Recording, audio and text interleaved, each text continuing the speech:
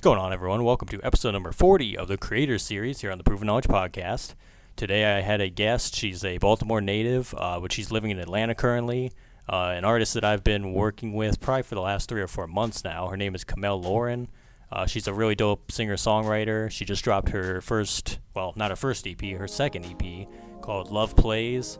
We talked a little bit about kind of the story that went into that and how it kind of was formulated from a bad relationship she got out of, and kind of how she took those stories from said relationship and kind of, wove them into the music that she ended up making for the project. I think it was about 6 songs. Not really sure. I'll leave the link in the YouTube so you guys can check that out and hear it and everything.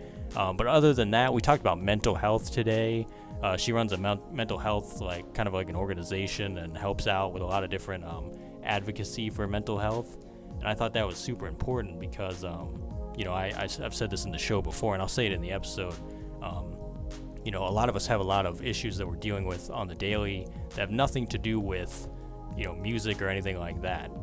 So, if we have these problems and we have other people we can talk to help us get through these issues, that's always super important, because if you have a lot of things blocking, what you're trying to achieve in life and the goals you're trying to get to, it's really hard to do that.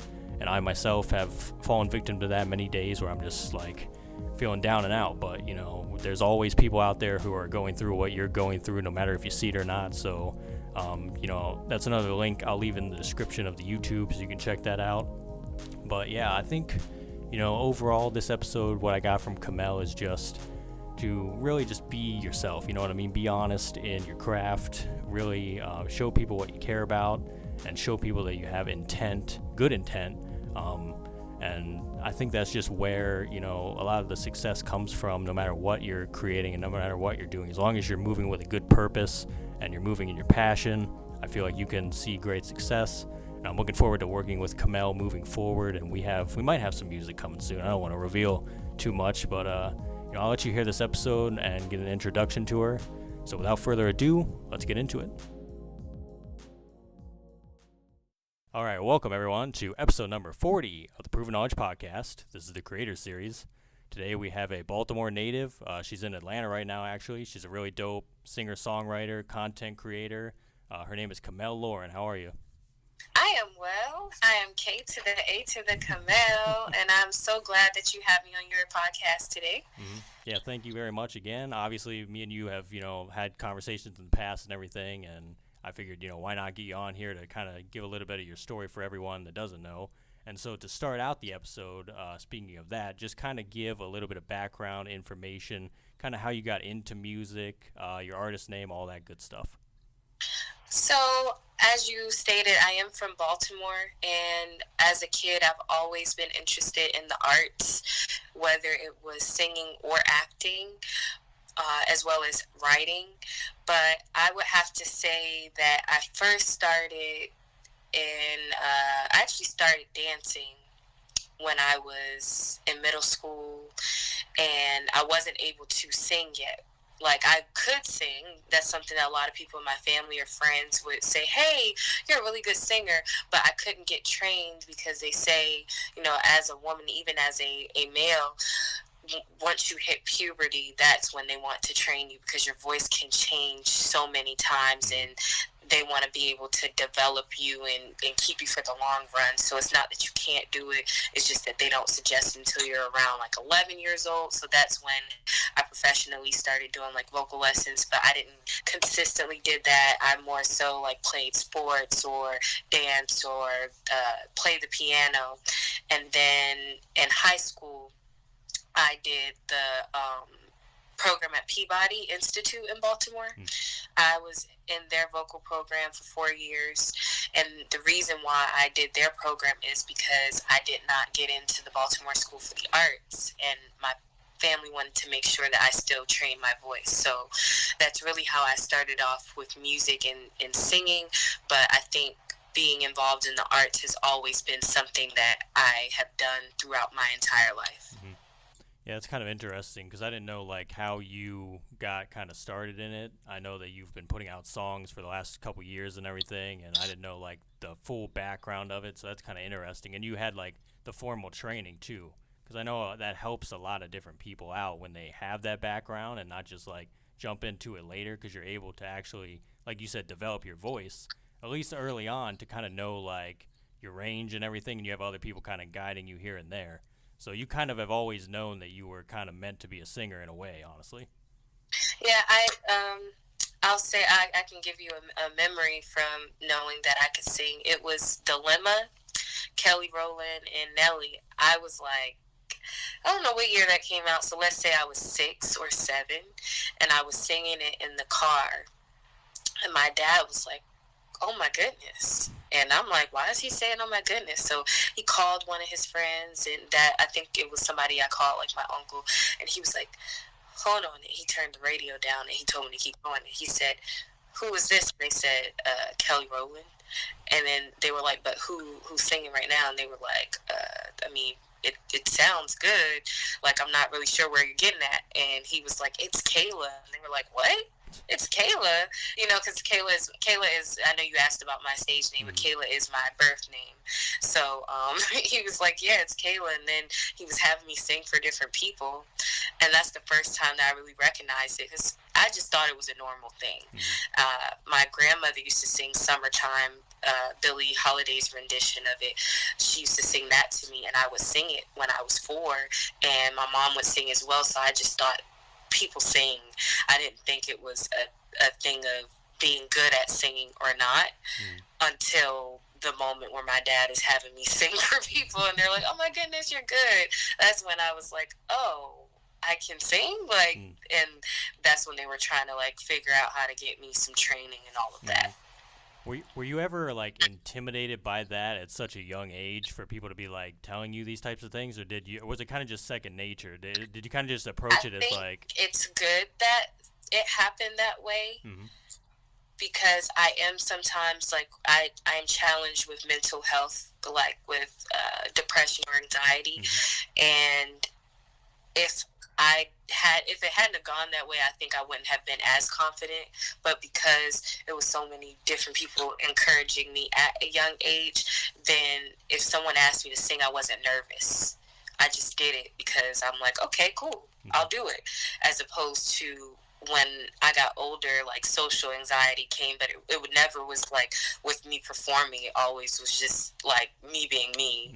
Like, it never really had anything to do with performing. Like, right before a performance, of course, you get butterflies and jitter a little bit, but like I didn't really feel like, oh, this discouraged or anything like that. So to kind of touch on the mental health thing a little bit, I know that the last year and change for a lot of people has been very difficult. A lot of people have lost jobs. A lot of people are kind of in an uncertain scenarios. So for you, is there anything that you've learned during this whole pandemic and a lot of other things that you've kind of taken and been able to find a positive out of? I learned that something that I've heard so much but didn't really make sense until last year, which is it's okay to not be okay. Because it was so many different things happening last year for everybody, and it was kind of like taking a magnifying glass and putting it on everything. And I felt like, how can I handle this? Like, I had 4 different losses last year, and then me feeling like I've been in Atlanta since 2019, but I was finally able to be more active and maybe do more stuff in film last year. As soon as I'm ready to do that, everything shut down. You can't do this, you can't do that. Oh, it's the new normal, and quote unquote new normal. And it was so many different things, but I was able to not give up on what I wanted to do. I was able to still create in the midst. And I know for some people it got very tough, where they were discouraged and they didn't want to do anything, but I learned to keep pushing through it regardless, and that was good. It was good for me to experience things differently. With you asking about the mental health, I'm a mental wellness advocate, and with my business, The Art of Healing KL, I started it initially as a senior project, a senior thesis in college to deal with grief and loss, but as time went on, and I started working with the Modern Crowd podcast. I made it a blog and a business to be about mental health and mental wellness in general. And I think last year, although that's not anything I wanted to go through, having I wouldn't say all the losses I had were so difficult. They were, of course, difficult, but my great grandmother passed away in April. That's when things were really peaking. So I was not able to travel and go to her funeral. And I'm not used to having that type of experience. I'm used to still being able to be around my family. I'm in a totally different state. I'm not able to travel. I'm not able to grieve with the people I want to grieve with. So that was different, but it showed me alternate ways of healing, because I already, that's what the business is about, how you can heal through the arts or holistically. But I was able to still find a way to work on myself and be fine, although I wasn't in the presence of my family. I was still trying to find ways to connect with them. And of course, things became virtual. We did things through Zoom, or we did phone calls. So that was a new experience. So you just got to find a way to adapt. I would say that's the big part of mental health and everything last year and this year, adapting. And I think it's good too to like kind of get pushed out of your comfort zone, even when it's not like what you expected per se, because you end up being able to develop those new skills that you didn't even know you had to begin with, and you like you get into a certain point where you don't have a choice but to develop those new skills and everything. So that's kind of good to kind of view it like that. I was gonna ask, do you have like a website for like your mental health organization or anything? So it's actually on my blog. Is actually on themoderncrowd.com. Okay. And it's Modern Crowd, with the crowd is without an O when you spell it. And I have an Instagram page for it, but I'm really just based on their website, since I'm a part of their brand as well. Okay. Yeah, I'll have you send me the links for that and everything, because I want to like link it with this podcast, because I think that's very important, and I'm glad to hear that you're a part of something so cool, because I really feel like I say it in a lot of episodes of the show, is just it starts with that, you know what I mean? Like if you're not mentally well and you're like you feel very down and low at a lot of points in your day and in your life in general, it's going to be hard to have success at all, and no matter what you're doing, because you really have a lot of issues you're dealing with. So it's important to address the issues that we all have and we all deal with every single day. I even have days where it's just like seems like nothing's working. Like I could be having a lot of wins all the time, but I feel like nothing's coming together. I feel kind of like I'm failing at a lot of things. So like everyone deals with this type of thing. So I feel like, before we get into being, successful and specifically in music in general, if you're dealing with this type of thing, I think it's very important to get help and find other people that can talk you through these situations and everything. So I just wanted to commend you for bringing that up. And Thank you. yeah, just send me all the links to that, and I'll be sure to put that with this podcast for sure. So back to the music though. I know I saw today you posted about your influencer who was Janae Aiko, one of your biggest music influences, and I'm a huge Janae fan myself. But I was also wondering who else, what other artists would you say are your biggest influences and have helped you to kind of become the singer you are now? So I would say, since I love all types of music, well, I won't even take it that far out, because I was about to really give you a long list, but let's just take it to like my main. So for me, as a kid, I would say like my mom taught me that listening to Brandy or Whitney Houston or even Mariah Carey, when you sing the songs that they have, they teach you how to sing them. I don't know where she got that from, but she literally said that to me, and then it always felt comfortable to sing their songs. I love Aaliyah. Hmm. I really love Aaliyah. Of course, I love Beyonce, but I love her work ethic. Like, her style of music, of course, is amazing, but I don't really follow her style of music, because that's not the type of music I want to make. Although I love all her songs, I just follow her mentality, how her work ethic is, how her dedication is. Like her and Rihanna, they really like. If you've ever seen them perform or have like their concerts, like I've gone to the on the Run tour and I've gone to the Loud concert, and I think maybe Rated Out R for Rihanna. They run the show. They're making sure the lights are going, making sure the musicians are and dancers are doing what they're supposed to do, making sure everything's on point. So I strive to have that type of dedication. But when I think of like what influences my style in music, like with the ballpark that I'm in and who I feel like I could easily like collaborate with if I had the opportunity to meet them, it would be Janae Aiko or her or Summer Walker, because I feel like when I listen to them, they're not just the conventional like R&B singers. They're incorporating poetry. So even like if you think of poetry, they have like a different type of style. Sorry about No, you're good. that. Like that just was really loud. But hold on, I guess I'll mute for a second. Okay. It's like right outside. I was like, what in the world? I don't know what's going on. I hope whoever is okay. But yeah, I like music that tells a story, and that's what I want to do. I want to be vulnerable in my music.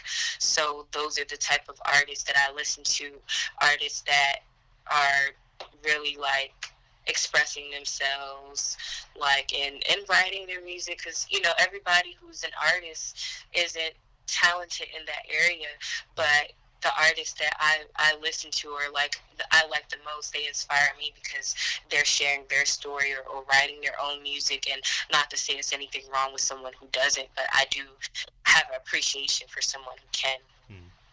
Well, you kind of just answered my second question, which was about dream collabs, so you kind of were ahead of the ball there. But I wanted to move on then to what advice have you been given about approaching a music career that you'd say is probably you've kind of taken and ran with and was really good advice that kind of have stuck with you so far? So far, see, the reason why it's a little bit difficult is because the advice that I was given, and I felt like it was such amazing advice, it was to start off like being in the background and doing something, just getting your foot in. And I feel like I do that, but with me doing so many different things, I still I feel like I'm still trying to go after what I want. Not saying that when you are in the background that you don't still do what you need to do to get where you want to go. But I know a lot of stories that I've heard of artists is that, oh, they were a songwriter first and they didn't release any music. They just were a songwriter for years and years for other people. And then finally they released their music.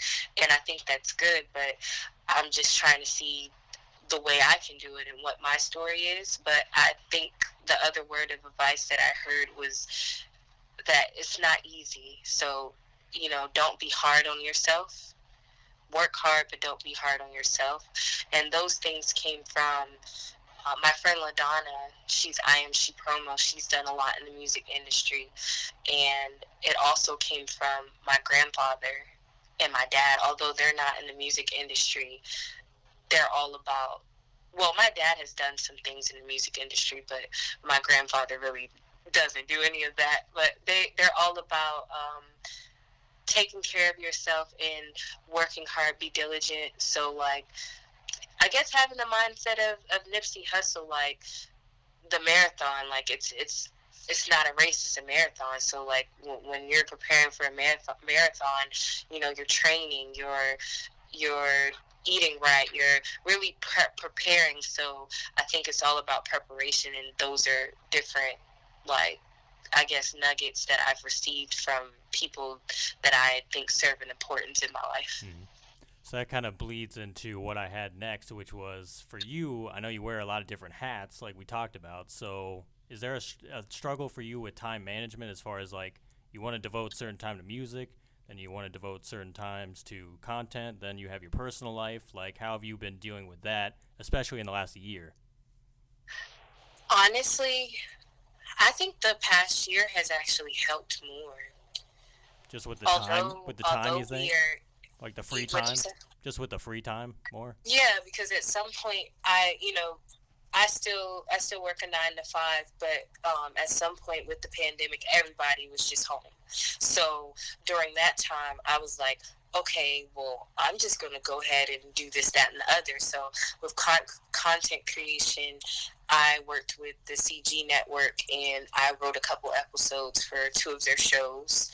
And of course, like I thought about, like, it really sparked something in me to want to be like, okay, like I could really do this like in my free time if I'm home, if I don't want to be on social media all day or do anything mindless. I can write a script or do something creative, right? Mm. But then with music, it's like I really had a goal to release that EP by my birthday. So I took the time to figure out when I was going to go to the studio, how I was going to do it, because I was like, with COVID, how, like, what's going to be the way we can do things. Of course, sanitize the booth, sanitize, whatever area you're in.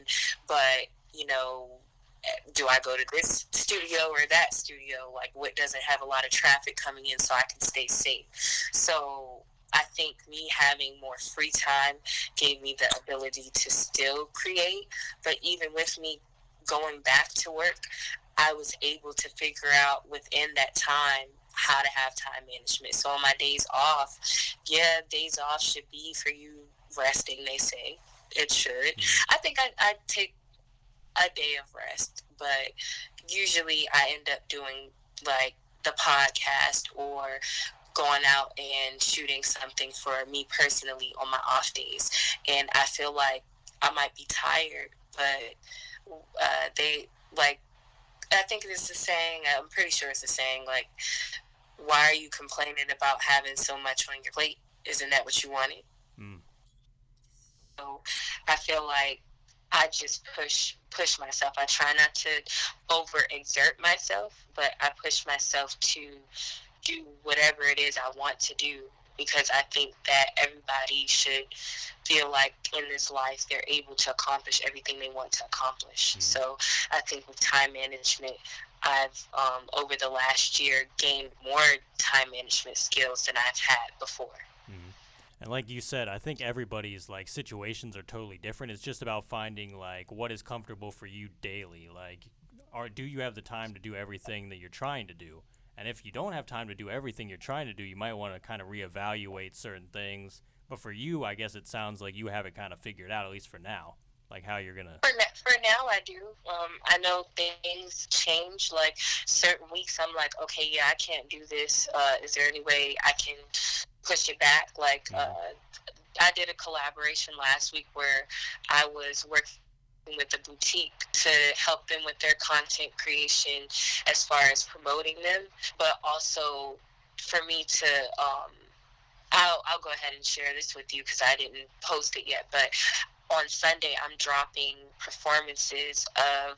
live performances of my EP. So I went to different locations and performed every song.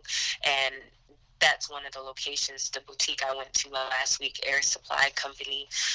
When I went there last week, it wasn't just to promote what they had going on, but to promote myself. And I Mm. know the 2 or 3 weeks prior to that, I was not able to do it. We had to keep trying to fit, because it wasn't just my schedule. I can't just think of myself when I'm working with other people. Mm. People have lives. Like you said, everybody has their own life. I had to figure out what my business partner could do, what my promo person could do, what the person who owns the place could do. Like, it's so many different factors, but I still got it together. Mm. And I try not to have too many backup plans, but I try to always keep my bases covered. So if something wasn't going to work out with that, if I needed to go somewhere else as far as not promoting them but performing, then I had a list of different locations that I wanted to go to. So it's about making sure you have your bases covered Mm. in what you're trying to do as well. Mm. All very super important. Now let's get into that EP you're talking about, Love Plays. Congrats, by the way, on that. That was great, Thank you. body of work and everything.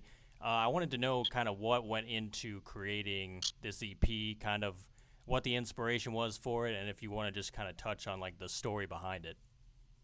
So, what went into creating the EP? Initially, I planned on just working with Private Boy Productions, which are two of my friends from college, Sean and Deshaun.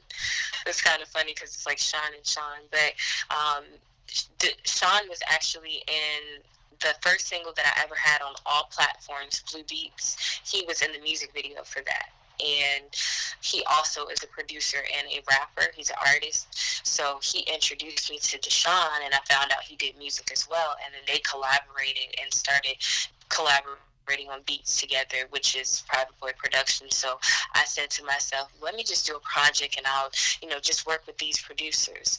But then I started thinking about the response I got from Blue Beats, and also at some point I released 24/8 on SoundCloud.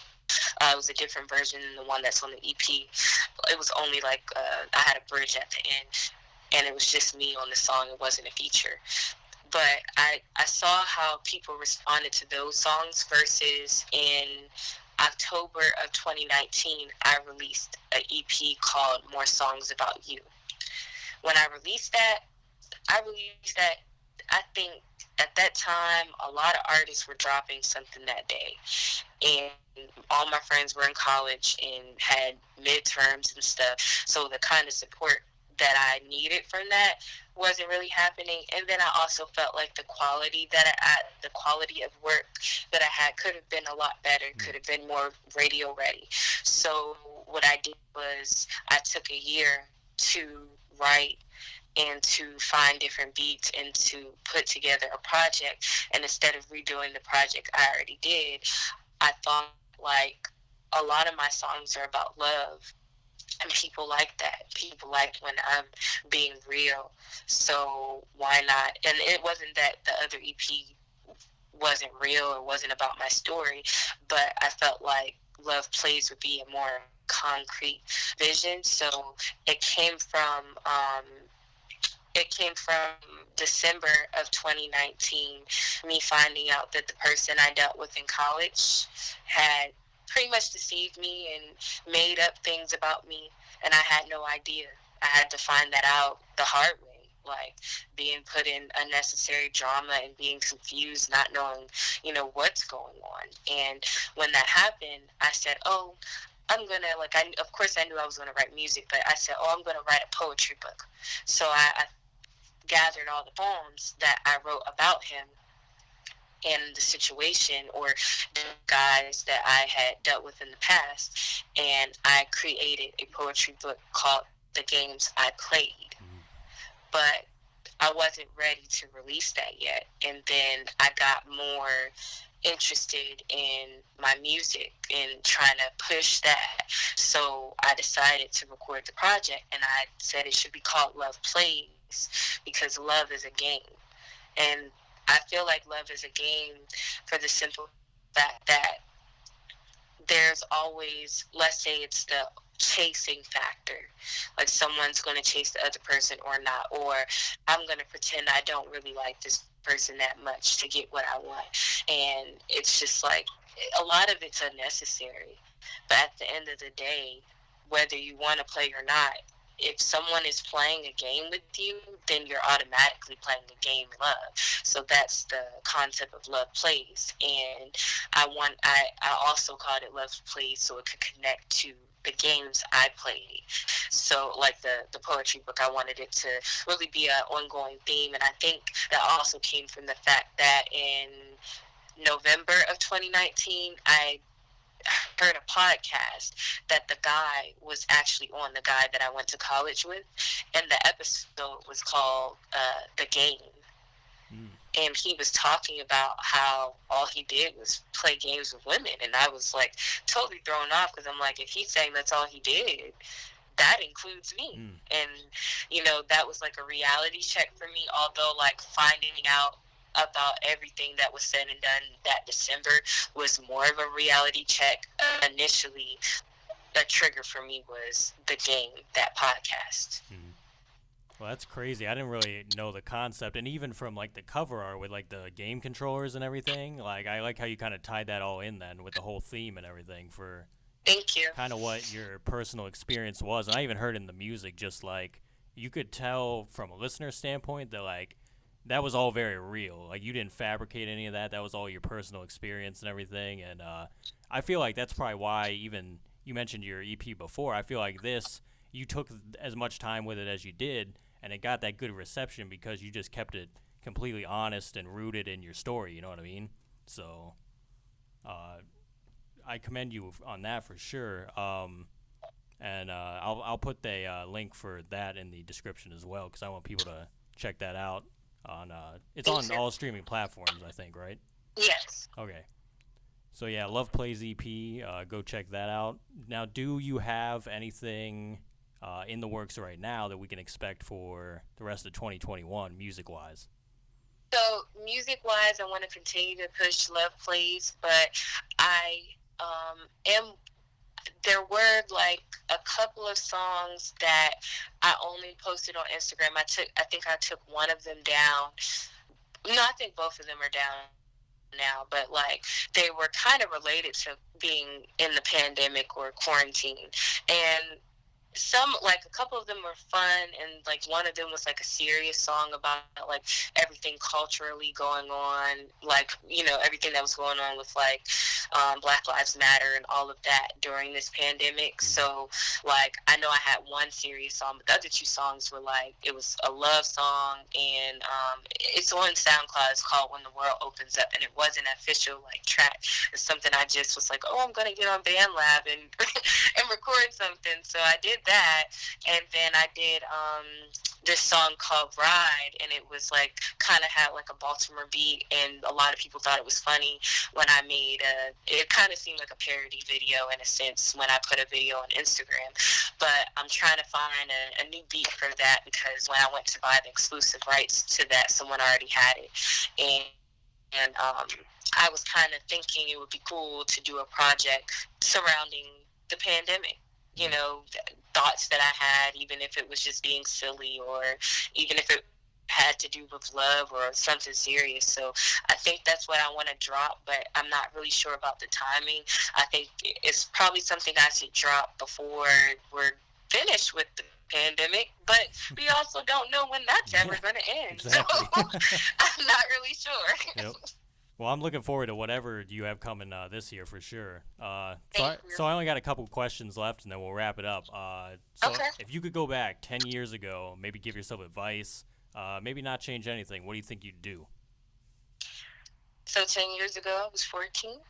I was in high school. I probably would have told myself that, oh, yes. So when I was 14, I was still trying to get into Baltimore School for the Arts because I think they let sophomores in sometimes. So I was really like, that was my goal.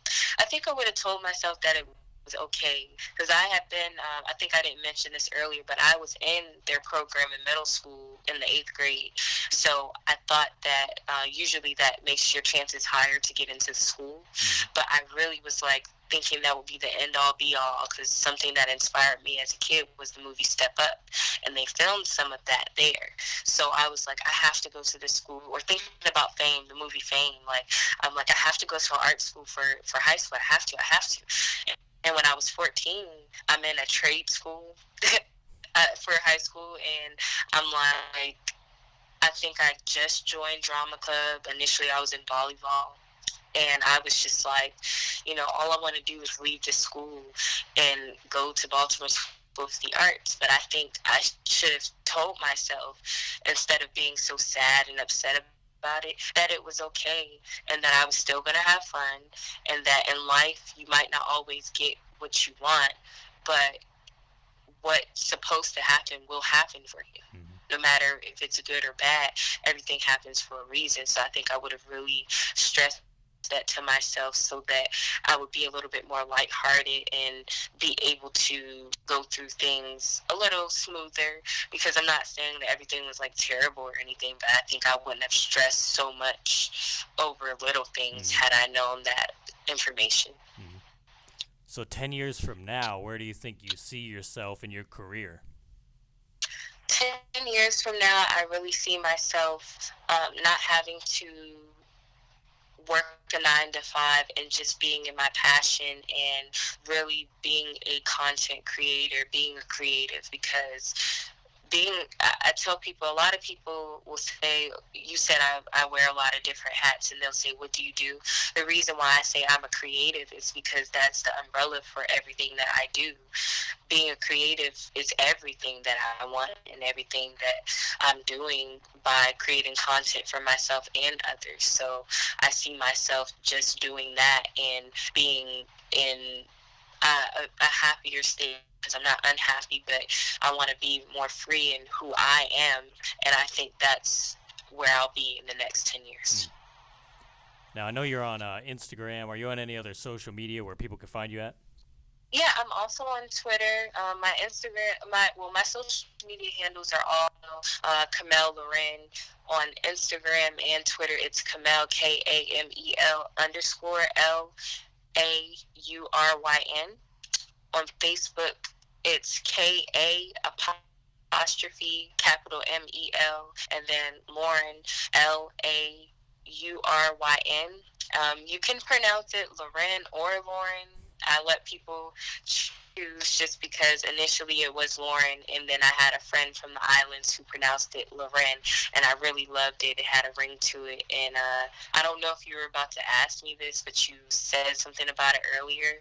My stage name comes from my first name and my middle name. My first name is Kayla, and my middle name is Amel.